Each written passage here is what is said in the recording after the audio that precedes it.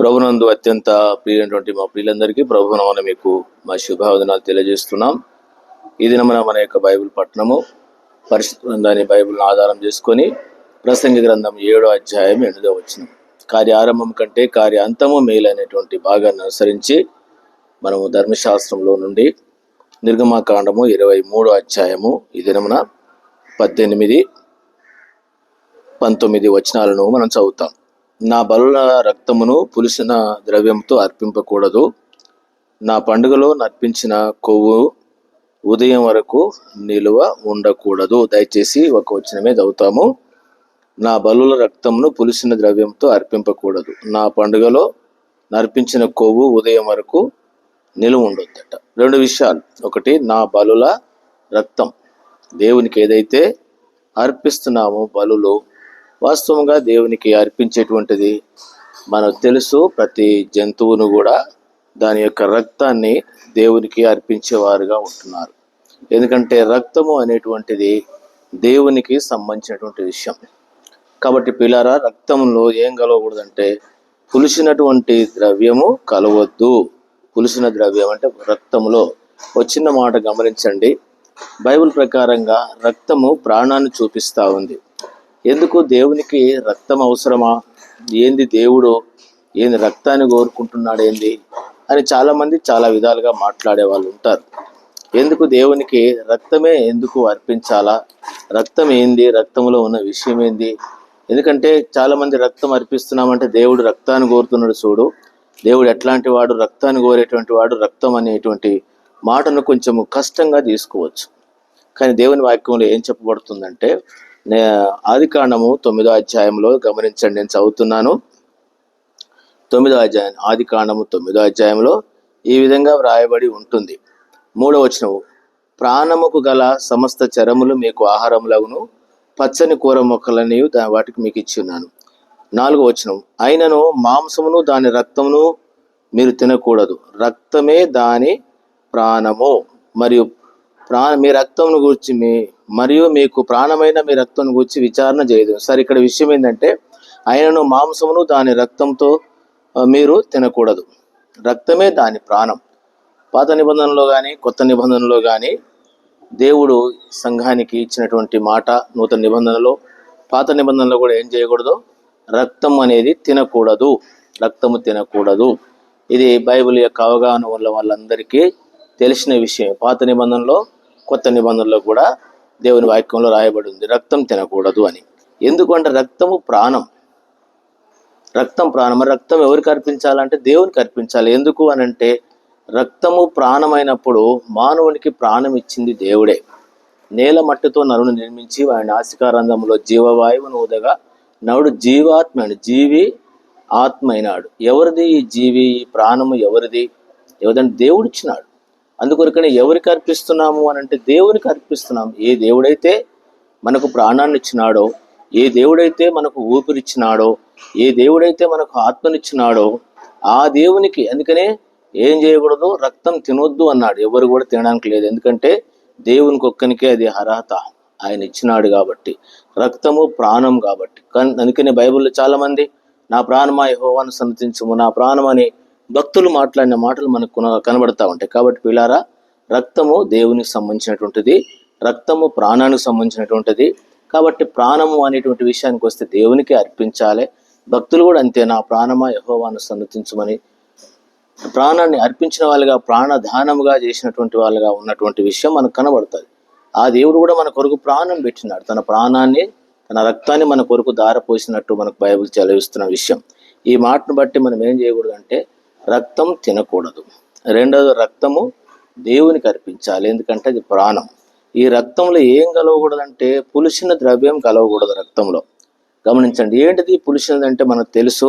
పులిసినటువంటి అంటే దుర్మార్గత, దుష్టత్వము, ఇవన్నీ ఏదైతే మానవుని ప్రాణాన్ని అపవిత్రపరిచేటువంటి అలవాట్లు కావచ్చు, పద్ధతులు కావచ్చు, ఇవన్నీ కూడా పులిసినటువంటి జీవితం, పుల్లటి జీవితం. పాపం, పులుపు పాపానికి గుర్తు. కాబట్టి మన ప్రాణములో, మన జీవితంలో, మన రక్తంలో పులిసినటువంటి అంటే దేవునికి అయినటువంటి పాపము ఉండి అర్పించకూడదు. ఆ అర్పించబడినటువంటిది ఏం కాదంటే అంగీకరించబడదు. అంగీకరించబడదు. ఒక ఉదాహరణ చెప్తాను.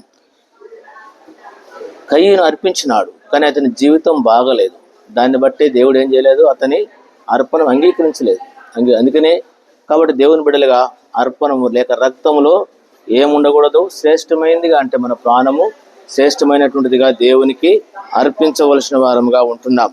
రెండవ విషయము, కొవ్వును గురించి కూడా రాయబడింది. కొవ్వును గురించి కూడా, కొవ్వు ఏం చూపిస్తుందంటే మన యొక్క జీవితం అంతట్లో శ్రేష్టమైన జీవితాన్ని చూపిస్తుంది. కొవ్వు అన్నిటికీ ఉండదు.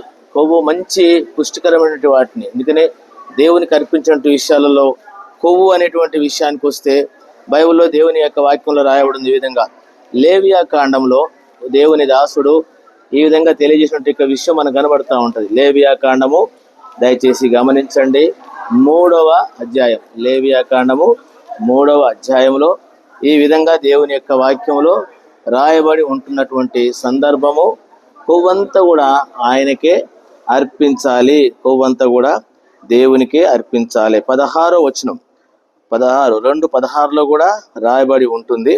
3 చివరి భాగాలలో కూడా ఈ మాట ఉన్నట్లు గమనించండి. 3:16 యాజకుడు బలిపీఠం మీద వాటిని దహింపవలను, కొవ్వు అంతయు యెహోవాదే, కొవ్వు అంతయు యెహోవాదే, అది సువాసన గల హోమమైన ఆహారం. మీరు కొవ్వునైనను రక్తమునైనను తినకూడదు. గమనించండి, కొవ్వు మానవుని జీవితంలో శ్రేష్టమైనది, పుష్టికరమైనటువంటి విషయాన్ని చూపిస్తుంది. అందుకని కొవ్వు అంతా కూడా ఎవరిదట, చాలా లేఖనాలు ఉన్నాయి, కానీ మీకు కొన్ని విషయాలు మాత్రమే మీకు చూపించాలని తలస్తున్నాం. ఒకటి రక్తము, రెండవది కొవ్వు దేవునికి అర్పించాలి. రక్తము ప్రాణాన్ని చూపిస్తుంది. ఆ ప్రాణం కూడా ఎట్లా దేవునికి అర్పించేటువంటి అర్పణము శ్రేష్టమైనదిగా ఉండాలి, విలువైనదిగా ఉండాలి. అందుకని కొవ్వు అంతయు అంట బలి అర్పించేటప్పుడు, దహన బలి అర్పించేటప్పుడు కొవ్వంతా కూడా ఏం చేస్తారు, తీసి అర్పిస్తారు. ఇంకా ఇక్కడే మనం చదువుకున్న మాటలు ఏం రాయబడిందంటే, కొవ్వు ఎప్పటిదాకా ఉంచొద్దు. 18వ వచనం, నా బల రక్తమును పురుషుల ద్రవ్యంతో అర్పింపకూడదు. మీకు క్లియర్ అయిపోయింది. ఎందుకంటే రక్తం దేన్ని చూపిస్తుంది, ఏ విధంగా దేవునికి అర్పించాలి. దాంట్లో ఏమి కలవకూడదు, అంటే దేవునికి ఇష్టమైనటువంటి పులిసినటువంటి పాప సంబంధం ఏది కూడా అది కలిస్తే అది అంగీకరించబడదు. అది గమనించవలసిన విషయం. రెండవది కొవ్వంతా కూడా అంటే ప్రతి విషయంలో చూస్తే, అందుకని శ్రేష్టమైంది ఏబేలు అర్పించినాడు అంటే కొవ్వినటువంటివి అని, కొవ్వినవి. అబ్రహాము దేవుని దూతలకు దేవునికి 18వ అధ్యాయంలో చేసినప్పుడు కూడా కొవ్విన వాటిని అని ఉంది, శ్రేష్టమైనటువంటి వాటిని అని. కాబట్టి దేవుని బిడ్డలారా, మన జీవితంలో ఏది క్రొవ్వు లాంటిది అంటే శ్రేష్టమైనటువంటిది, విలువైనటువంటిది, ఘనమైనటువంటిది ఏదైతే ఉన్నదో దానిని మనము దేవునికి అర్పించాలి. అది దేవుడు అంగీకరిస్తాడు. అలాంటిది లేకుండా అర్పిస్తే అది అంగీకరించబడదు. రెండవది ఏంటంటే, మరునటి ఉదయం వరకు నిల్వ ఉండకూడదు, నిల్వ ఉన్నటువంటిది అర్పించవద్దు, అంటే ఖరాబ్ అయిపోతుంది. దీంట్లో కూడా ఏం కనబడుతుందంటే, మన యొక్క శ్రేష్టమైన జీవితం కాకుండా నిల్వ ఉండేటువంటిది అంటే ఇది కూడా ఖరాబ్ అయిపోయేదే. ఒక రోజు ఉంటే ఏమైందంటే దాని వాసన వస్తూ ఉంటుంది, కొవ్వు అనుకోండి, దాన్ని అర్పించకూడదు. మన జీవితంలో కూడా శ్రేష్టమైంది కాకుండా ఖరాబ్ అయిపోయింది, నిల్వ ఉన్నటువంటిది, అక్కరకు రానటువంటిది, పాడైపోయినటువంటిది ఏం చేయకూడదు, దేవునికి అర్పించకూడదు. ఈ అర్పణ వల్ల ఏమవుతుందంటే అంగీకరించబడదు. అంగీకరించబడకపోవడమే కాకుండా దానివల్ల మనకు అర్పించిన వానికి ఏమీ లాభం ఉండదు. కాబట్టి ఈ మాటను బట్టి దేవునికి అర్పించేటువంటిది మొదటిది ప్రాణము, అది శ్రేష్టమైనదిగా దేవునికి అర్పించాలి. దాంట్లో ఏమీ ఉండొద్దు. మన ఆరాధనలు కానీ, మన ప్రార్థనలు కానీ, మన కృతజ్ఞతలు కానీ, మన సమర్పణ జీవితం కానీ ఎట్లుండాలంటే శ్రేష్టమైనదిగా, విలువైందిగా ఉండాలి. రెండవది అర్పించే అర్పణములో కూడా కొవ్వు అనేటువంటిది మనలో ఏదైతే శ్రేష్టమైనది ఉందో, విలువైంది ఉందో, ఘనమైనది ఉందో, గౌరవార్థమైనది ఉందో, దేవునికి మహిమ కలిగించేటువంటి విధంగా ఆ శ్రేష్టమైనది అర్పించాలి. ఈ రెండిటిలో కూడా ఏముండకూడదంటే పులిసినటువంటిది అంటే ఏది కూడా ఉండకుండా మన జీవితం నూతనమైనటువంటిదిగా. అందుకనే వాళ్ళు అప్పుడే అర్పించేస్తారు, ఒకటే రోజులో బలి అర్పించేస్తారు. అట్లనే శ్రేష్టమైనటువంటిది దేవునికి మనం అర్పించి, మన పితరులు, మన భక్తులు శ్రేష్టమైనటువంటి అర్పించి వారు ఏ విధంగానైతే దేవుని దగ్గర నుంచి ప్రతిఫలం పొందారో మనకు తెలుసు. శ్రేష్ట బలినిచ్చి ఏబేలు అంటాడు, అందులో ఖరాబు లేదు, మురికి లేదు, లేక పాసిపోయింది కాదు, ఖరాబ్ అయింది కాదు. అట్లే మన జీవితాలలో దేవునికి ప్రథమ స్థానం ఇచ్చి, విలువైనటువంటిది కొవ్వు లాంటిది శ్రేష్టమైనటువంటిది ఇచ్చి, దేవుని దగ్గర మనము ఆశీర్వాదాలు దీవెనలు పొందేవారముగా ఆ విధంగా ఉందాం. దేవుడు ఆ విధంగా మిమ్ములను మనందరినీ దేవునికి అర్పించేవారికి ఒకటి మన ప్రాణము, ఆయన కంటే మనకి విలువైన లేదు. ఇదే దేవుడు యేసుప్రభువు కూడా అర్పించినాడు. దేవుడు తన యొక్క అంతా కూడా దేవుడు మనకు అర్పించినాడు. తన ప్రాణాన్ని మన కొరకు దారబోసినాడు. నూతన నిబంధనలో మనకు తెలుసు నూతన నిబంధనలో అట్లనే ప్రభు మనకు సమర్పించినాడు కాబట్టి, తన ప్రాణాన్ని మనకు అర్పించినాడు కాబట్టి మనం కూడా అలాంటి యొక్క శ్రేష్టమైనది యేసుప్రభు వారు మనకు అర్పించింది. పరిశుద్ధుడు, పవిత్రుడు, శ్రేష్టమైన వాడు, ఏ కలంకం లేని వాడు, నిష్కలంకుడు, నిందారహితుడు, ఇట్లాంటి ప్రాణాన్ని మన కొరకు అర్పించినాడు. మనం కూడా అలాంటి యొక్క జీవితం కలిగి ఆయనకు అర్పించే వారంగా ఉందాం. అట్లా ప్రభు మనకు సహాయపడును గాక.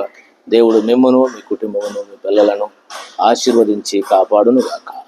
ప్రియమైన తండ్రి, భాగాన్ని దీవించమని ఇచ్చిన కొంచెం చెల్లిస్తూ మేము కూడా అలాంటి అర్పణను తీసుకొచ్చే వారంగా అర్పించే వారంగా ఉంటూ సహాయపడమని యేసునామమున ప్రార్థన చేడుకుంటున్నాను తండ్రి. ఆమేన్. మన తండ్రి అయిన దేవుని యొక్క ప్రేమ, మన ప్రభువైన యేసుక్రీస్తు కృప, పరిశుద్ధాత్మ సహవాసం మనందరికీ తోడైయును గాక. ఆమేన్. ఆమేన్. ప్రైజ్ లార్డ్ అండి మీ అందరికీ.